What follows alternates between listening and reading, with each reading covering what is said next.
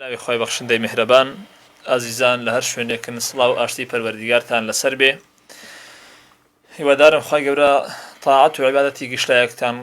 قبول بوو بێ ئینشاء الله. خی گەورە ڕۆژوتان قبول بووی فەرمی ئینشاء الله. بەڕێزان تەوەری ئەوڕۆمان بابەتی بەخشینە. بەخشین لە ڕواگەی ئیسلامەوە بزانین پاداشتەکەی چەندە، بزانین ئەجر و پاداشتی ئەو کەسانێکەوە دەبەخشن لە ماڵیان، و بزانین بەخشین چ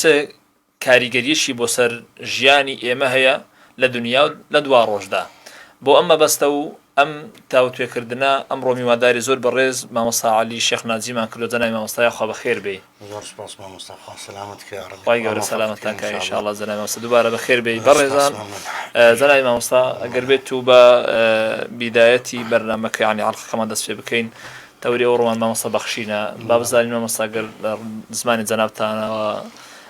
فەزل و گەورەی بەخشین چییە و پاداشتەکەی چەندە مامۆستا؟ بەڵێ. سلام بسم الله الرحمن الرحيم. الحمد لله والصلاة والسلام على رسول الله وعلى آله وأصحابه ومن والاه. طبعا خم خوش حال زن كمرو لخدمة جنابتو بسران وبناراني راديو زاري كرمانزي سلامت بيا ربي. دا أبمينو بتوانين توزيشي كم لخدمة بناران وبسران دا باسي بخشين بكين. طبعا بخشين تاكيكا گەورەترین کردەوەیە لەلایەن خۆی تەبارەک و تەعالە. بێگومان مانگی پیرۆزی ڕەمەزان ئەو مانگەیە کە هەموو چاکە و خێر و سەدەقەیەکی تێدا گەورەترە لە مانگەکانی تر. سەدەقە و خێری تێدا باشترە لە مانگەکانی تر. بەخۆی سەدەقە وەک مەعلومە لە هەموو مانگەکاندا خێری زیاترە، فەزلی زیاترە، گەورەیی زیاترە، بەڵام لە مانگی ڕەمەزانی پیرۆزدا فەزل و گەورەیی تێدا زیاترە و سەدەقەکردن لە مانگی ڕەمەزانی پیرۆزدا خێرەکەی ئەهوانترە و گەورەترە لە لای خوای گەورە. بۆیە جێگای ئەو خۆیەتی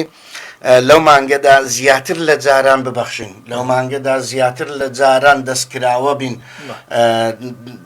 دەستکراوە بین بەرامبەر بە فەقیر و هەژار و نەدارەکان. لەو ماڵ و دارایی کە خوای تەبارەک و تەعالە بە ئێمەی بەخشیوە، وەکو نیعمەتی خوای گەورە نیعمەتی لەگەڵ ئێمە کردووە کە نیعمەتیشی لەگەڵمان کردووە، لەمان کاتە پێویستە ئەمە ئەو نیعمەتی خوای پەروەردیگار بناسین و پێی بزانین و لەو نیعمەتی کەمێک بدەینە ئەو فەقیر و هەژارانەی کەوە پێویستیان پێیە. ئەنەسی کوڕی مالیک ڕەزا و ڕەحمەتی خوای لەسەر بێ فەرمووی پرسیار کرا لە پێغەمبەری خوا صلی الله علیه وسلم چ سەدەقەیەک لە هەموو سەدەقەکان گەورەترە؟ پێغەمبەری خوا صلی الله علیه وسلم فەرمووی الصەدەقەة فی ڕەمەضان، سەدەقەیەک کە لە مانگی ڕەمەزاندا بکرێت و لە مانگی ڕەمەزاندا ئەنجام بدرێ. هەر خێر و سەدەقەیەک کە مرۆڤ ئەیکا ئەو خێر و سەدەقە بۆ خۆیەتی، بۆ خۆی ئەگەڕێتەوە، چونکە لە قیامەتدا پاداشتی زۆر گەورەی لەسەر وێ ئەدرێتەوە. لە قیامەتدا خوای پەروەردیگار ئەجرێکی بێوێنەی ئەداتەوە. خوای گەورە لە قورئانی پیرۆزدا فەرمی وما تنفقوا من خير فلأنفسكم. هەر خێر و چاکەیە کە ئەیکای ئەو خێر و چاکەی لۆ چییە؟ لە بۆ نەفسی خۆتە، لۆ خۆتە. هەر کاتێک کە ئینسان خێرێک ئەکا با بزانێت کە ئەوە قەرزێکە بە خوای پەروەردیگاری ئەدا، قەرزێک ئەدات بە خوای پەروەردیگار و ئەو قەرزەش لە قیامەتدا وەرئەگریتەوە. چونکە خوای تەبارەک و تەعالە لە قورئانی پیرۆزدا ئەفەرمێ وأقرضوا الله قرضا حسنا وما تقدموا لأنفسكم من خير تجدوه عند الله هو خيرا وأعظم أجرا واستغفروا الله إن الله غفور رحيم. ئەوە قەرزێکە ئەیدات بە خوای پەروەردیگار و هەر کاتێک گەیشتەوە لیقای خوای پەروەردیگار، خوای گەورە ئەو قەرزەی وێ ئەداتەوە بە باشتر لەوەی کەوە بەخشیویەتی. و لە هەمان کاتیشدا ئەگەر بینە سەر قورئانی پیرۆز دیقەت بدەینە ئاەتەکانی قورئانی پیرۆز کەلامی خوای تەبارەک و تەعالە، ئەبینین خوای گەورە لە قورئانی پیرۆزدا نیدایەک لێ ئەدات ڕوو ئەکاتە هەموو ئیمانداران بە تێکڕا فەرمووی یا ئەیوهە الەذینە ئامەنوا ئەها گفتوگۆیەکە لەگەڵ چێە لەگەڵ ئیماندارانە فەرمووی یا ئەیوهە الەذینە ئامەنوا ئەنفقوا مما ڕەزەقناکم ئەی ئەوانەی ئیمانتان هێناوە باوەڕتان هێناوە ببەخشن لەوەی کەوا ئێمە بە ئێوەمان بەخشیوە لەو ڕزق و ڕۆزیەی کە داومانە بە ئێوە کەواتە ئێوەش لێی ببەخشن من قبل أن يأتي يوم لا بيع فيه ولا خلة ولا شفاعة پێش ئەوەی کە ڕۆژێکدا بێت کە ڕۆژی قیامەتە کە لەو ڕۆژەدا کڕین و فرۆشتنی تێدا نییە و کەس ناتوانێت بە پارە خۆی بکرێتەوە خۆی ڕزگار بکە و دۆستایەتی و خزمایەتی و خۆشەویستی و مەحیبەت سوودی بۆ کەس نییە کەس ئیسیفادەی لێ نابینیت کەس دادی کەس نادا و کەس ناتوانێت شەفاعەت بۆ کەس بکا بەبێ ئیزنی خوای پەروەردیگار جا پێویستە بۆ ئەو کاتانە ئێمە خۆمان ئامادە بکەین شتێک لە پێش خۆمان ببەخشین بۆ ئەوەی لە دوا ڕۆژدا وەری بگرینەوە یاخود لە ئاەتێکی تردا خوای تەبارەک وتەعالە لە قورئانی پیرۆزدا فەرمووی یا ئەیوهە الەذینە ئامەنوا ئەنفقوا من طیبات ما کەسەبتم ما کەسەبتم خوای تەبارەک وتەعالە ئەی باوەڕدان لە پاکترین و حەڵاڵترین شت ببەخشن کە هەتانەو کە کەسابەتتان بۆی کردووە کە ئیشتان بۆی کردووە کەواتە پێویستە ئێمە ئەو کەسابەتەی کە ئەیکەین بەشێک لەو کەسابەتیە ببەخشین لە پێناو خوای تەبارەک وتەعالە و هەروەها خێرکردن و بەخشین هەندێک جار پێویستەکە ئەو خێرکردنە ئەو بەخشینە لە شتە باشەکان بێ نەک ئەوەی کە خراپە ئەو بیبەخشین نا بەڵکو لە شتە باشەکان بێ وأحسن كما أحسن الله إليك لە هەمان کاتیشدا پێویست ئەکا ئەو بەخشینە بەنهێنی ببەخشین جاری واشەیە پێویست ئەکا بە ئاشکراش بیبەخشین بەوەی خەڵکان هەردوو دیویە هەیە بۆ ئەوەی خەڵکانێک چاو لەو بەخشەرە بکە لەو کەسە بکە کە ئەی بەخشێ لە پێناو خوای گەورە بۆی ئەوانیش خێر بکەن و چاکە بکەن و ببەخشن لە پێناو خوای تەبارەک وتەعالە خوای گەورە فەرمێت الذين ينفقون أموالهم بالليل والنهار سرا وعلانية خوای گەورە ئەو کەسانی کە ماڵی خۆیان ئەبەخشن بە شەو بە ڕۆژ بەنهێنی و بە ئاشکرا پێویستی کرد بەنهێنی بەخشی پێویستی کرد بە ئاشکرا بۆ ئەوەی خەڵکی چاویان لێ بکەین فلهم أجرهم عند ربهم جا ئەگەر ئەوەی کرد جا چ بێ نهێنی بوو چ بە ئاشکرا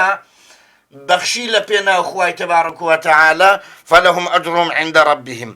ئەوانە ئەجر و پاداشتی خۆیان هەیە لە لای خوای گەورە ولا خوف عليهم وەکە مردیشن هیچ ترسێکیان لەسەر نییە ترس و بیمێکیان نییە لە دوای مردینیان ولا هم يحزن و خەفەت و ناخۆشیش نابینن خەفەتبار نابن دڵتەنگ نابن لە ڕۆژی دواییدا خێرکردن و بەخشین هۆکارێکە بۆ چوونە بەهەشت بۆ چوونە بەهەشتی ئەمە هەر کاتێک ئەمە بمانەوێ خوامان لێ ڕازیبی بابی بەخشین هەر کاتێک بمانەوێ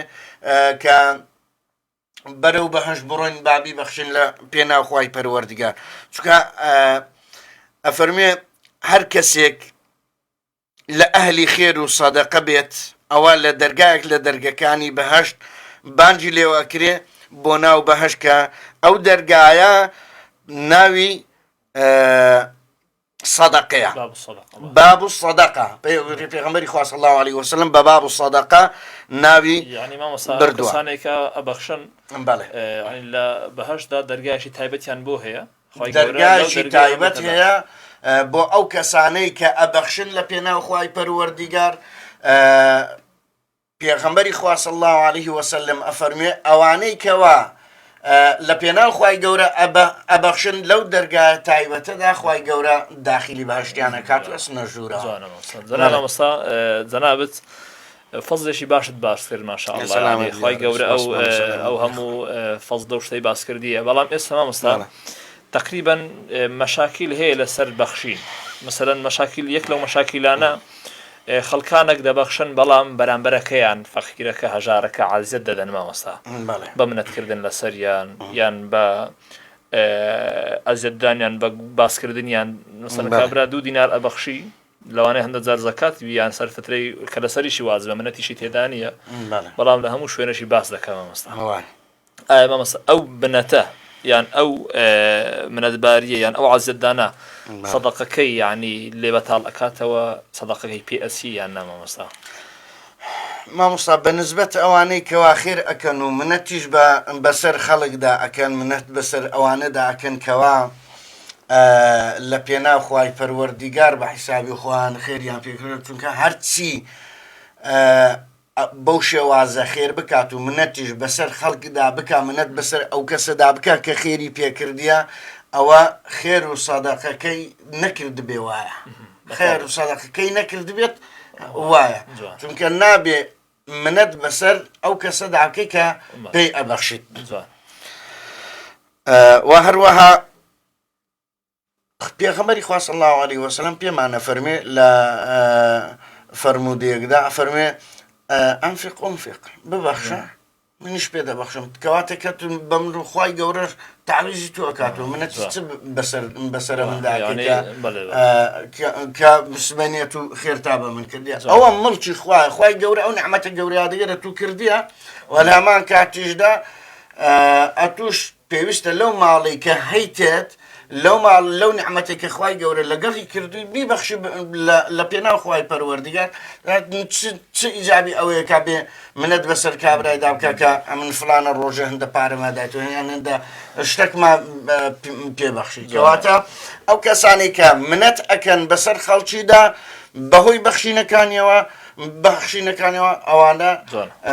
بەخشینەکانیان لێ وەرناگیرێت و خوای گەورە لیان وەرناگرێت مامۆستا مەسەرەن ئەوە تقریبا خاڵێکە بەڕاستی زۆر گرینگە پێویستە بە خەڵک بیزانی کە ئەگەر بێت و بەخشینەکەی دەبی بە شێوازێکی کە ئەنەما مەمنونی بەرامبەریشی بی بە مەمنونی هەژارەکەشی سەدەقەکەی لێ وەربگری بەڵام مامۆستا خاڵێکی دیش هەیە یعنی ئێستا خەڵک دەبینی وەکو مەسەرەن پارەیەک بۆنە پارەیەشی باشی هەیە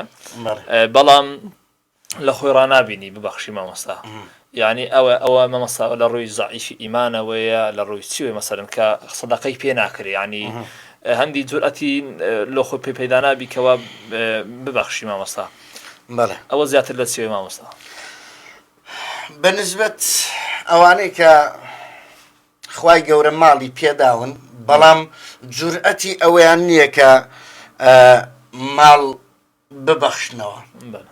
جورئەتی ئەوەیان نییە کە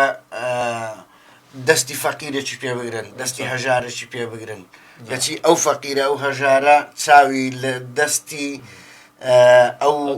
دەوڵەمەندانەیە کە لەو ماڵی کە خوای گەورە پێی بەخشیون بەشک لەو ماڵی بەو فەقیر و هەژارە بدە جا بۆیە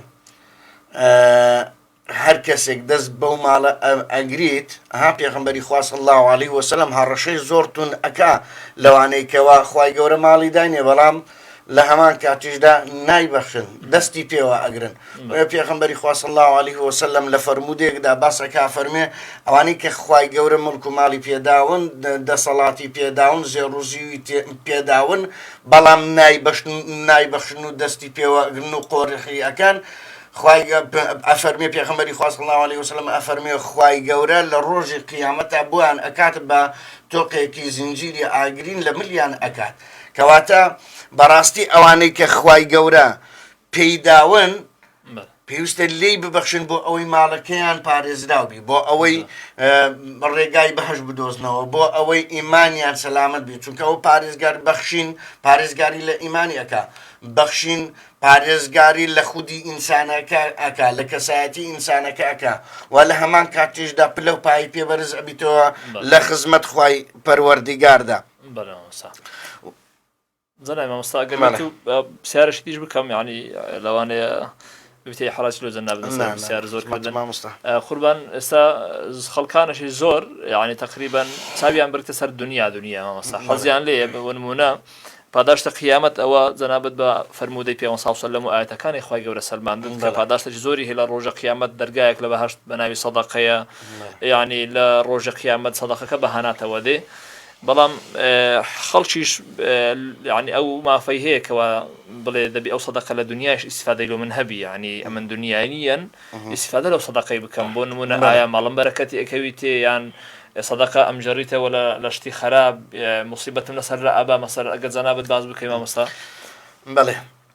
سەدەقە و بەخشین ئەبێتە هۆکاری زیادبوونی ماڵ ئەبێتە هۆکاری زیادبوونی سەروەت و سامان هەر کات مرۆڤ بەخشی لە پێناو خوای پەروەردیگار ئللا خوای پەروەردیگار لۆ زیاد دەکا ها پێغەمبەری خوا صلی الله عليه وسلم ئەفەرمێ کە ئەبو هورەیرە فرمودەکە ڕیوایەت ئەکرا ئەکاتوە فەرمێ ما نەقەسەت سەدەقەة من مال صدق مال بصدقة ببخشين كم ناكات هر كاتك إنسان لو مالي بخشي كخواي جورة بريداوة إلا خواي پروردگار بوي زياتر أكا چونك أو أبيت بلغيك لسر راستي إيمانكي لسر راستي إيماني أو كسي چونك إيماني أو كسي بي زياد أكا لبروي مال خوشويستا شتی خۆشەویستیش نابەخشرێ مامۆستا نابەخشرێ ئیلا مەگەر لەبەر شتێکی زۆر خۆشەویستتر نەبی لەوەی ماڵ شیرینە بەڵام دەبی شتێکی شیرینتر هەبی خۆشەویستتر هەبی مەحبوبتر هەبی بۆ ئەوی تۆ ئەو ماڵی لە پێناو ببەخشیت ئەنی ئەو شتە شرینەش ڕەزامەندی خوای گەورەیە و ڕەزامەندی خوای جا تەماشایکە خوای گەورە لە قورئانی پیرۆزدا لۆن باسەکە لەن تەنالوا البر حتى تنفقوا مما تحبون وما تنفقوا من شيء فإن الله به عليم خوای گەورە فەرمێ ئێوە هەرگیز ناگەنە پلەی چاچی و چاکەکاری هەتا لەو شتانەی کە خۆشتان نەوێت نەیبەخشن کەواتە بەخشین ئەوێ لەوەی بکەی کە خۆشت ئەوێ نەک لەو شتێک کە خۆشت ناوێ کەواتە هەر کاتێک کە تو بەخشیت با دائیم ئەو شتە بێت کە لەلات خۆشەویستە بیبەخشە بەڵکو لە لای خوای پەروەردیگار خۆشەویست ئەبی بۆیە لە هەمان کاتیشدا بەخشین پاکردنەوەی ماڵە پاکردنەوەی دڵ و دەرونی ئینسانەکەیە لە تاوان و هەروەها دەری دینی لە ڕەزیلی و لە قرچۆچی لە سەنفی بەخیلەکانی دێنیتە دەرێ دەهینتە دەرێ بۆ ئەوانەی کە سەخاوەتیان هەیە و ئەگەر دیقەت بدەینە یەکێ لە ئاەتەکانی خوای گەورە کە خوای گەورە لە قورئانی پیرۆزدا فەرمێ خذ من أموالهم صدقة تطهرهم وتزكيهم بها لە سامانەکەیان سەدەقەیەک وەربگرە خێر و بەخشینێک وەربگرە کە پاچیان ئەکاتەوە لە تاوانەکانیان و چاکە و پاداشتیان پێ زیاد ئەکات کاتەمە بەپێی فەرموودەی پێغەمبەری خوا صلی الله عليه وسلم بەپێی ئاەت و حەدیسی پێغەمبەری خوا صلی الله عليه وسلم هەر ماڵێک لێی بەخشرا ئیلا ئەو ماڵە زیاد ئەبێت ئیلا ئەو ماڵە بەرەکەتی کەوتێ ئیلا ئەو ماڵە ڕزق و ڕۆزی زیاد ئەبێت جەناب مامۆستا هەر لەسەر قسەی جەناب ئیزافەیەک بکەم جەناب شتێکی زۆر جوانت باس کردن ماشاء الله یعنی تقریبا ئێستا ئیمامی حەسەنی بەسری قسەیەکی جوانی هەیە دەڵێ سەیرم بە خەڵک دێ خوای گەورە لە حەفتا شوێندا وعدی دایە ببەخشە بۆ زیادەکەم بەڵام شەیتان یەک جار ینی لە قورئانی ئەڵێ ئەگەر هاتوو ببەخشی فەقیر ئەبی لۆیە دەڵێ سبحان الله سەیر لە خەڵکی وایە ینی بە حەفتا قسەی خوای گەورە لە حەفتا شوێن ینی قناعەتی نایە بە قسەی شەیتان فری ئەدا تقریبا مامۆستا جەناب باس ئیمانت کرد تازە گوتەوە لە ڕووی ئیمانەوە ینی ئەیمانە پاڵی پێوانێکەوە ئەو ئینسانم چاکەیەکە ئەگەر ئیمانەکە بە خۆت بی مامۆستاوە نییە ینی تقریبا تێدانە ئەوە ئیمانەوە لە ئینسانێکە چونکە ها مامۆستا ئەگەر ئەو ئیمانە نەبێت چونکە ئیمان لە چێ لە ناو دڵی ئینسانیدا لە ناو دڵدایە ئەولائیکە کەتە فی قولوبهم الإیمان لە ناو دڵدایە کەواتە ئەو ئیمانە ئەو دڵێ وای لێ ئەکا کە ئەو شتە خۆشەویستە ببەخشێت لە پێناو خوای پەروەردیگار جوان ئیمان نەپاڵی بەڵێ. طبعا ئیمانی بەچێ بەخوای هەیە کە ئیمانی بەخوای هەبوو لە پێناو خوای پەروەردیگاریش ئەبەخشی دا من ئەمەوێ شتێکت لۆ باز بکە مامۆستا لێرەدا پیاوێک لە سعودیە لە حد لەسەر مەسەلەی بەخشین لە سعودیە سێ شەو لەسەر یەک پێغەمبەری خوا صلی الله عليه وسلم لە خەو ئەبینێت سێ شەو لەسەر یەک پێغەمبەری خوا صلی الله عليه وسلم لە خەوێ ئەبینی پێی ئەفەرمێ پێغەمبەری خوا صلی الله عليه وسلم بڕۆ لای فلانی کوڕی فلانی ناوەکەی پێ ئەڵێ لە فلانە شوێنە بڕۆ لای پێی برێ کە ئەو هاوڵی منە لە بەهشت سیرکە ئەو مژدە خۆشەی پێ ئەدا بڕۆ لای فلانی کوڕی فلانی لە فلانە شوێنەی پێی بڵێ کە ئەو ڕەفیقی منە هاوڵی منە لە بەهشتدا مژدەیەکی زۆر خۆشی پێ ئەدا ئەویش ئەو کەسە ئەدۆزیتەوە گەڕێ بە دوایدا پێغەمبەری خوا صلی الله هەتا ئەوش سەری لێ سوڕە من دەبێ ئەو کابرا چی کردبی کە پێغەمبەری خوا ئەو مژدە خۆشی پێدا بە دوایدا ئەگەڕێ هەتاوەکو ئەیبینیتەوە پێی ئەڵێ وەرە چیت کردووە شو پێغەمبەری خوا صلی الله عليه وسلم هاتیتە خەونێ من کە پێت ڕابگەێنم تۆ ئەهلی بەهشتی کە لەگەڵ پێغەمبەری خوادا لە بەهشتدا وەرە پێم بڵێ داخوات و چیت کردووە کابرا لە وەڵامدا وەڵڵاهی شتێکی وام نەکردووە تەنها ماڵێکی دراوسێمان هەیە ئەو ماڵە پیاویان نەمایە چەند هێتیمەچیان هەیە چەند منداڵێکی فەقیر و منداڵێکی هێتیمیان هەیە ئەو ماڵە هیچ کەسێکیان نییە ئیشیان بۆ بکە کەس نییە کەسابەتێکیان لۆ بکە هیچ داهاتێک و داراییەکیان نییە لۆیە ئەمنیش بڕیارمدا لە پێناو خوای پەروەردیگار لە پێناو خوای پەروەردیگار بڕیارمدا مانگانە هەرچی داهاتم بۆ هەرچی هاتە دەستم بدەمە ئەو ماڵی ماشاءالله جاڵێ ئەوە هۆکاری ئەوەی بوو کە پێغەمبەری خوا صلی الله تەماشای پێغەمبەری خوا صلی الله عليه وسلم مژدەی پێ بدا بەوەی کەوا هاوڵی ئەوە لە بەهشتدا چ شتێک بووە هۆکاری ئەوەی تەنها ئەو بەخشینە بووە هۆکاری ئەوەی کە شەو پێغەمبەری خوا صلی الله عليه وسلم بێتە خەونی ئەو کابرا بڕۆ کن فلانی کوڕی فلانی لە فلانە شوێنە ئەو هاوڵی منە لە بەهشتدا جالوێ خوا پێداوان ئەوانەی کە خوای گەورە مڵک و ماڵی داینێ ئەوانەی کە خوای گەورە سەروەت و سامانی داینێ ئەوانەی کە خوای گەورە نعمەتی لەگەڵ کردن وەرن ببەخشن ئەوڕۆ بڵێن نەری مامۆستا هەموو خەڵک فەقیرە خەڵکێک بە تایبەتی لەو بێمەعاشی و بێموچەیەکەوە ئەمڕۆ ڕووی لە خەڵکی ئێمە کردووە خەڵکەکە بەعام فەقیرە و هەژارە بەڵام خەڵکانێکمان هەیە خوا پێداون خەڵکانێکمان هەیە خوای گەورە نیعمەتی لەگەڵکردن خەڵکانێکمان هەیە خوای گەورە بەسەری کردینەوە بە ئەوانە ئەو نیعمەتە گەورەی بە هەل بزانن لە ئێستادا خەڵک پێویستی پێە لە ئێستادا خەڵک پێویستی بەوەیە کە دەستڕۆیی بکرێت دەستیان بژیرێ پێویستە دەوڵەماندان و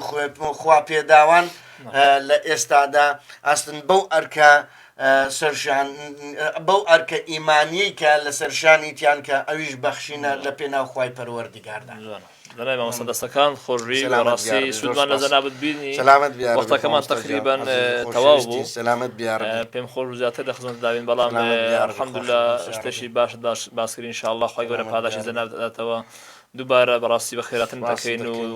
دەبی بشمان بووری لە وەختمان گرتی لە خزمەتم خوای گەورە سەلامتەکە انشاءالله انشاءالله وسلامت يا ربي سلامت مامۆستا خوا بەخێر بێ سەرسام بەنای مامۆستا زۆر سپاس مەمنون سلامت يا ربي بەڵێ ئازیزان لێرە هاتینە کۆتایی ئەڵقەی ئەمجارەشمان بە هیوای ئەوە ئینشاءالله سوودتان بینی بێت و بە هیوای ئەوە ئینشاءالله گروتینێک لە ناوماندا دروست بوو بێ ئینشاءالله دەستمان زیاتر کراوەتر بێ ئینشاءالله بەخسەکانی مامۆستا خوای گەورە پاداشتی مامۆستا بداتەوە وەخوای گەورە پاداشتی جەنابیشتان بداتەوە کە گوێبیستمان بوو بینەرمان بوون دووبارە داواکارم لە پەروەردیگار تاعەت و عیبادەت و ڕۆژووی هەموو لایەکتان قبول و بێ ئامین والسلام عليكم ورحمة الله وبركاته